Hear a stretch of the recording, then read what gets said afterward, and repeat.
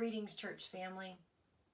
I just want to take this opportunity to acknowledge the difficulty that each of us is experiencing as we try and navigate this new and rapidly changing situation regarding the current health crisis. In the past couple of weeks, our lives have been upended, and anything that we considered normal has been suspended until who knows when. Things like going to work, going to school, eating at a restaurant, playing at a park, buying groceries at a grocery store, gathering for church on a Sunday morning. All of these things that make up our daily lives are radically different in light of this new disease. And naturally, this can create within us a sense of frustration and fear and anxiety. For many of us, if not all of us, I think this might be the first time that we've experienced anything like this in our lives, and it's scary. However, for the majority of us, our worry and our fear, it isn't driven by our concern that we're going to get sick with the virus. Now, I realize for some of our church members, this is a legitimate concern, and I am in no way criticizing or belittling the fear that you are experiencing right now. But for most of us, the fear that we are feeling has to do more around how much of our lives are going to be altered and for exactly how long is this going to last. I know that that is true for me. Most of my fears and concerns aren't about whether or not someone in my family is going to contract the virus and not survive. I am much more worried about how I'm going to survive, having my children in my home 24/7, learning remotely, with no organized activities and no place to go. Honestly, we are already experiencing some frustration and boredom and just an underlying irritation, not only with each other, but with the situation. And we are only 10 days into this thing. All of us have unwillingly been put in a situation that we didn't create, we didn't ask for, and we don't have a say in. It feels like we have very little control over our lives right now, and frankly, that terrifies us. So I want to take a moment and I want to speak specifically to the parents of Trinity Anglican Church. Moms and dads, I feel your pain. You are not alone in your struggle to try and navigate this unique situation. I know how hard this is on you and on your kids, on your marriage, on your home, on the routine that you've created. Face it, as parents, we work diligently to create structure and routine and boundaries in order for our children to be able to thrive and honestly for us to keep our sanity. And right now, all of those things have been compromised, and it's a challenge. And in addition to the disruptions, you're also probably having to field numerous questions regarding what's happening in our world and how you and your family are choosing to respond to it. And since many of us don't have any answers about what's happening or what's going to happen in the future, this can create a sense of dis-ease and frustration for many of us. There are so many factors that are pressing in on you that are making this an exceptionally difficult time. Parents, I hear you and I deeply empathize with what you're going through right now because I am in the trenches with you. I am enduring the eye rolls. I am fighting against the lack of motivation, not only in my children, but in myself. I'm scrambling to create a new structure and routine that's going to benefit everyone in my household. I'm taking it on the chin with bad attitudes and snarky comments. And I'm struggling to find worthwhile activities that are going to keep my kids engaged and occupied during this time.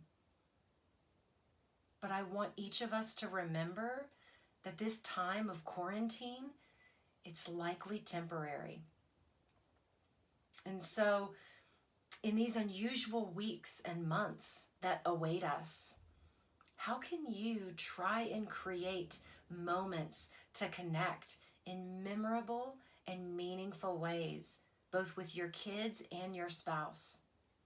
What are things that you could do that would make this time feel special rather than a punishment for those in your household?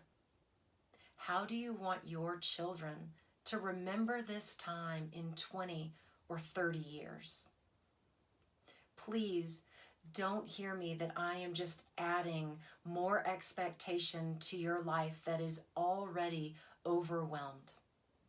I am simply encouraging each of you, and I am encouraging myself to be intentional, find various small ways to reach out and connect during this time. Bake some cookies together. Pull out a puzzle or Monopoly and play a family game. Clean out the garage. Plant a garden. Have a family dance party or a sing-along. I'm actually making each member of my family keep a gratitude journal during this time. I just want to encourage you. Explore ways to make lifelong memories with each other during this time. As parents, try and embrace this situation as a gift rather than a curse.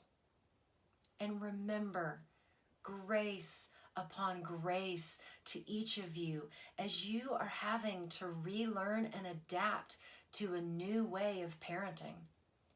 There will be failures. There will be moments of disappointment, of anger, of exasperation, of frustration and annoyance, because you and your kids are creating and learning a new way of living in your home. Moms and dads, don't lose heart.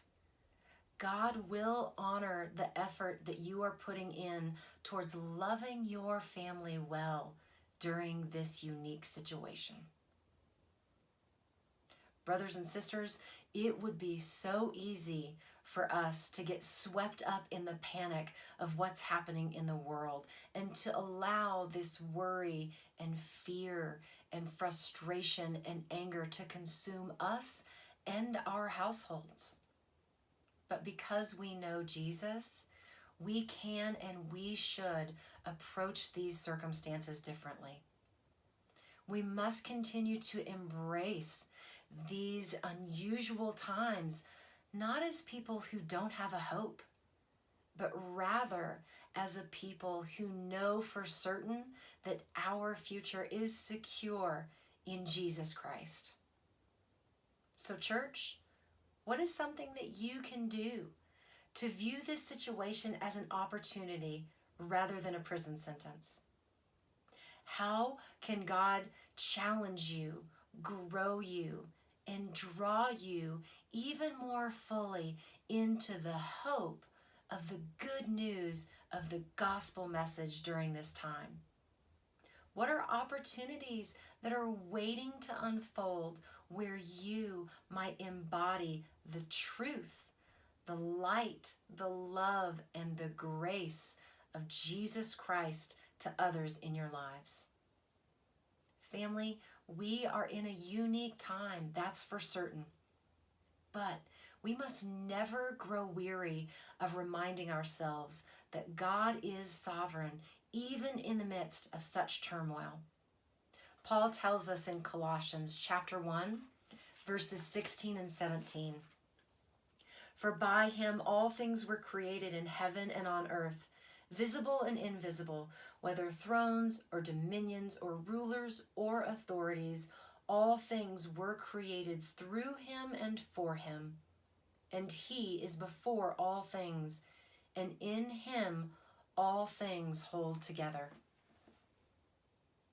He has us and all of this. He has all of this and us in his firm, strong, capable hands. Because God is in control, we are able to experience peace and rest even in the midst of such chaos. I pray that you will sense his presence during this time. I pray that you will experience his peace that only he can give. And I also pray that what we are experiencing right now will ultimately bring glory and honor to his holy name. The peace of the Lord be with each of you during this time.